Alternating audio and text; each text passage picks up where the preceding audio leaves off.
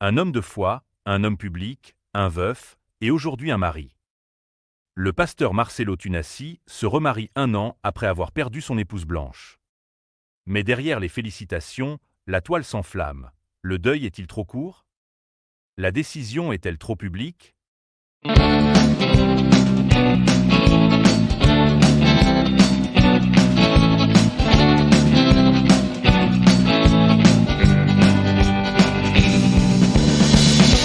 Le 12 juin 2024, la communauté pleure la perte de Blanche Tunasi, une femme aimée et respectée.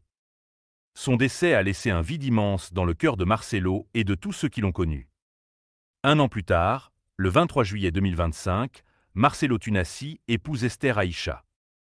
Ce délai de 13 mois, conforme aux principes évangéliques et aux lois congolaises, soulève des questions profondes et délicates. Un pasteur peut-il se remarier rapidement sans trahir la mémoire de son ancienne épouse? La tension émotionnelle et spirituelle est palpable. D'un côté, la pression du célibat pastoral, souvent perçue comme une obligation sacrée, et de l'autre, la pudeur du deuil, qui impose un respect envers la mémoire des défunts. Marcelo Tunasi navigue entre résilience personnelle et modèle public. Comment concilier sa foi avec les attentes de la communauté? Les réactions sur la toile sont polarisées. D'un côté, des félicitations chaleureuses de nombreux membres de la communauté qui voient dans ce remariage une preuve de la force de l'amour et de la foi. Pour eux, Marcelo incarne l'espoir et la possibilité de reconstruire sa vie après une perte tragique. De l'autre, des réserves exprimées par des figures religieuses qui questionnent la rapidité de cette décision. Ces voix soulignent que le deuil est un processus long et complexe, et que le remariage peut être perçu comme une trahison envers la mémoire de l'ancienne épouse. Cette situation met en lumière les tensions entre la culture du deuil africaine, qui valorise un temps de deuil prolongé et respectueux, et la lecture biblique du remariage, qui peut être interprétée comme une ouverture à une nouvelle vie. Les réseaux sociaux deviennent un terrain de débat où les opinions s'affrontent. Certains soutiennent que l'amour ne doit pas être limité par le passé, tandis que d'autres estiment qu'un remariage rapide peut nuire à la mémoire des disparus. Dans ce contexte, Marcelo Tunasi se retrouve au cœur d'une tempête médiatique. Sa décision de se remarier est scrutée, analysée et souvent critiquée. Pourtant, il reste ferme dans sa conviction que le veuvage n'annule pas la mission. En tant que pasteur, il a la responsabilité de guider sa communauté, d'être un exemple de résilience et d'amour. Il sait que l'amour ne rivalise pas avec la mémoire, mais qu'il peut coexister avec elle. Le pasteur Tunasi partage souvent son expérience personnelle avec sa communauté.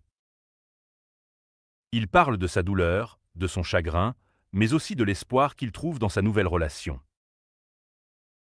Pour lui, se remarier n'est pas un acte de désespoir, mais une affirmation de la vie. Il souligne que chaque individu a le droit de chercher le bonheur, même après une perte dévastatrice. Son message est clair: la vie continue et il est possible d'honorer la mémoire de ceux qui ont été perdus tout en avançant vers l'avenir. Les discussions autour de son remariage soulèvent également des questions plus larges sur le deuil et la manière dont il est perçu dans différentes cultures. Dans certaines traditions, le deuil est un processus sacré, nécessitant un respect total pour les défunts. Dans d'autres, la vie doit reprendre rapidement, et le remariage est vu comme une étape naturelle. Marcelo Tunasi se trouve à la croisée de ces deux mondes, essayant de trouver un équilibre entre le respect du passé et l'acceptation du présent. Le pasteur invite sa communauté à réfléchir à ces questions. Peut-on vraiment concilier la fidélité au passé avec le devoir de continuer? Peut-on aimer à nouveau sans oublier ceux qui ont été perdus? Ces interrogations résonnent profondément, car elles touchent à l'essence même de l'expérience humaine. La perte, l'amour et le remariage sont des thèmes universels qui transcendent les frontières culturelles. En fin de compte, Marcelo Tunasi incarne cette lutte, rappelant à tous que la vie continue, même après la perte. Son parcours est un témoignage de résilience, d'amour et de foi. Il démontre que le chemin du deuil est unique pour chacun et que le choix de se remarier est une décision personnelle qui mérite d'être respectée. La communauté, bien que divisée, est invité à se rassembler autour d'un message d'amour et de compréhension. Le veuvage n'annule pas la mission. Et l'amour ne rivalise pas avec la mémoire. La vie, avec ses défis et ses joies, continue d'avancer.